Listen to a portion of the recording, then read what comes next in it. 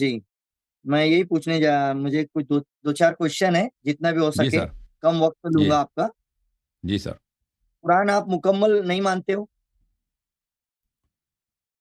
کیا مطلب مکمل نہیں مانتے؟ قرآن ادھورا ہے آپ کے حساب سے؟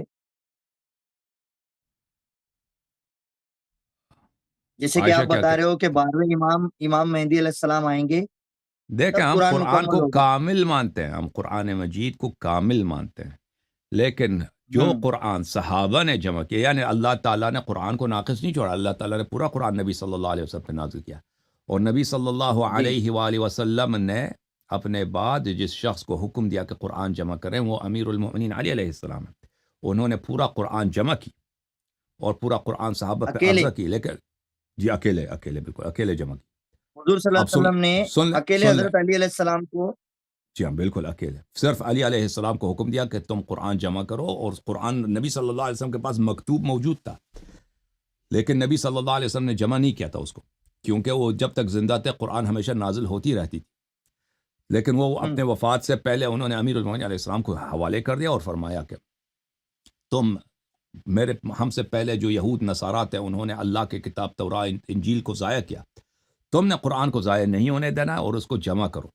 امیر المؤمنین علیہ السلام وفات رسول صلی اللہ علیہ وسلم کے بعد اکیلے انہوں نے پورا قرآن جس طرح اللہ نے نازل کی تھی وہ جمع فرمایا، اس کو صحابہ کو دکھایا، ہوں۔ صحابہ نے کہا آپ کے قرآن کی ضرورت نہیں، آپ اس کو اٹھا کے لے کے جائیں، تو جی سر بولیں۔ بوقت ہمہ وقت جب جب وہی اترتی تھی آپ صلی اللہ علیہ وسلم، محمد صلی اللہ علیہ وسلم پر، جب جب وہی آتی تھی کسی بھی ذرائع سے، چاہے وہ خواب کی طرح، الہام کی طرح، یا جبریل علیہ السلام کی شکل میں، وہی جب بھی آتی تھی، ہمہ وقت حضرت علی علیہ السلام موجود رہتے تھے؟ نہیں، آپ سمجھے نہیں، جی ہاں، قرآن جب بھی نازل ہوئی ہے اسی وقت رسول اللہ صلی اللہ علیہ وآلہ وسلم نے ہمیشہ امیر المومنین علیہ السلام کو اسی وقت سکھایا ہے قرآن، ٹھیک ہے نا، اور لکھایا بھی ہے، اور نہ صرف لکھایا ہے بلکہ اس کو اس کی تفسیر بھی سکھایا ہے اور تفسیر بھی لکھایا ہے، اور قرآن کے یہ علاوہ تو اہل بہت ساری سنت والجماعت اب مانتے ہیں، نہیں مانتے بھائی، سن لے بھائی، اب ہم اپنا عقیدہ بتاتے ہیں کہ نا، حضرت اب بھائی علی سن کو، لو بھائی، اہل سنت والجماعت مانتی ہے کہ حضرت علی کو جو ہے باب العلم ہے، یہ مانتے ہیں، ہو ہمارے بھائی یہاں کتابوں میں ملتا ہے، خاموش ہو جاؤ، یہ خاموش، میں قرآن کے متعلق اسپیسیفک خاص قرآن کے متعلق بات کر باب رہا العلم مانا جاتا ہے۔ ہوں، اور پلیز چپ کرنا، باب العلم مانتے ہیں، تو امیر المؤمنین علیہ الصلوۃ والسلام کو قرآن سناتے تھے، اور امیر المؤمنین علیہ السلام رسول اللہ صلی اللہ علیہ وسلم نے دعا کی کہ امیر المؤمنین علیہ السلام جو بھی بات سنیں وہ کبھی نہ بھولیں، تو امیر المؤمنین علیہ السلام نے قرآن مجید کو کبھی نہیں بھولا، اور ان کی تفسیر رسول اللہ صلی اللہ علیہ وسلم نے ان کو سنایا، وہ کبھی نہیں بھولے، اور نہ صرف سنایا بلکہ لکھایا بھی، لیکن میں اس کے متعلق بات نہیں کر رہا ہوں، رسول اللہ صلی اللہ علیہ وسلم کے پاس اپنا بھی لکھا ہوا قرآن موجود تھا، اس کے صفحوں پہ لکھا ہوا تھا، تو انہوں نے امیر المؤمنین علیہ السلام کو دیا اور فرمایا کہ اس کو جمع کرو، یہ اس کے علاوہ ہے جو امیر المؤمنین علیہ السلام کو ہمیشہ لکھاتے رہتے تھے، اور اس میں تفسیر بھی ہوتی تھی، تعویل بھی ہوتی تھی، اور اس کے اللہ کی جانب سے جو بھی اس کا بیان ہے وہ ہوتا تھا، وہ الگ ہے، تو یہ رسول اللہ صلی اللہ علیہ وسلم نے جو صحیفے امیر المؤمنین علیہ السلام کو دیے، امیر المؤمنین علیہ السلام نے جمع کی، صحابہ پہ عرضہ کیا، صحابہ نے قبول نہیں کیا، صحابہ کے پاس قرآن نہیں تھا، ابو بکر عمر کے پاس قرآن نہیں تھا، تو انہوں نے اپنی سوچی کہ بھئی ہماری کیسی حکومت ہوگی کہ ہمارے پاس قرآن ہی نہیں ہے، یہ حکومت تو ہو حضور نہیں صلی اللہ سکتی۔ علیہ وسلم کی حیاتی کے وقت کی بات ہے، ظاہر نہیں بھائی، حیات۔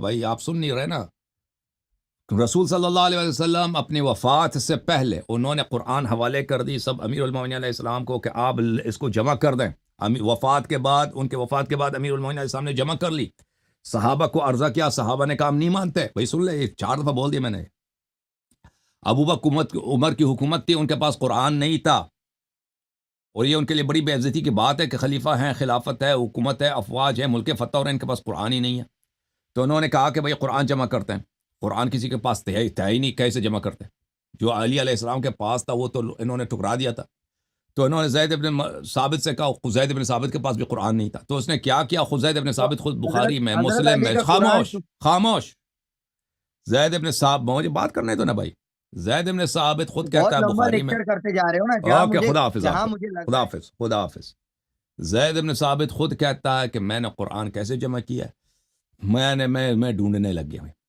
کہتا میں ڈھونڈنے لگے، جستجو کرنے لگا، کبھی مجھے پتھر پہ ملا، کبھی مجھے لکڑ پہ ملا ہے، کبھی مجھے ہڈی پہ لکھا ہوا ملا ہے، کبھی مجھے کاغذ پہ لکھا ہوا، کبھی کسی شخص کو زبانی یاد ہے، کسی دوسرے کو یاد نہیں ہے. تو ایسے میں نے قرآن جمع کر لیے ہوئے. آخر میں کہتا ہے مجھے 2 آیتیں مل گئی ہیں، تیسری آیت مل جاتی تو میں سورہ بنا لیتا اس کا. تیسری آیت نہیں ملی، سورہ نہیں ملا، تو میں نے اس کو لگا دی سورہ برات کہ چلو ادھر لگ جائے. ٹھیک ہے نا. تو یہ تو اسی قرآن کو جو زید بن ثابت نے لکھی ہے، یہ ابو بکر کے زمانے میں، اس کو یہ عائشہ کو دے دی ان لوگوں نے کہ تو رکھ لے. عائشہ نے اس کا صحیح دیکھ بھال نہیں کیا، اس کو بکری کھا گئی. ٹھیک ہے نا، بکری کھا گئی ہوئی اس کو، بکری کھا گئی قرآن، ابو بکر والے قرآن کو. ٹھیک ہے نا. اور یہ قرآن خود جماعت عمریہ نے لکھا ہے کہ یہ عثمان کے قرآن سے 7 گنا بڑا تھا، 7 گنا بڑا تھا. پھر دوسرے صحابہ بھی تھے، انہوں نے بھی زید وہ سرکاری سطح پہ تو نہیں تھا، ان کی اپنی جو ہے انفرادی طور پہ ان کی کوشش تھی. عبداللہ ابن مسعود ہے، ابی ابن کعب ہیں، یہ لوگوں نے اپنی مصحفیں بنا دی، مصحفیں انہوں نے اپنی قرآن جمع کی، اور ان کا قرآن بڑا مختلف تھا. ابو بکر والے قرآن تو بکری کھا گئی نا.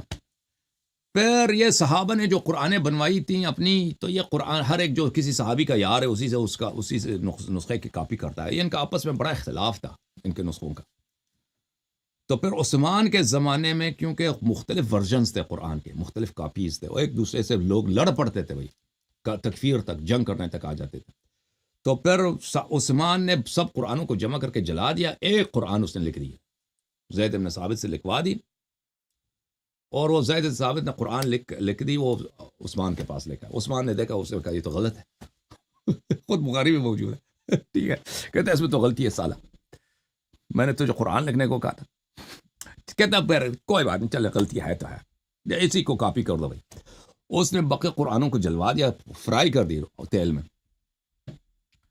اور پھر کیا بھائی، اس کے 7 کاپی بنا دی، مختلف شہروں میں بھیج دی. پھر وہی قرآن جو مختلف شہروں میں بھیج دی، اس میں اختلاف پیدا ہو گیا بھائی. ابھی قرات کا جو اختلاف ہے، اسی کاپیوں میں آپس میں اختلاف تھا.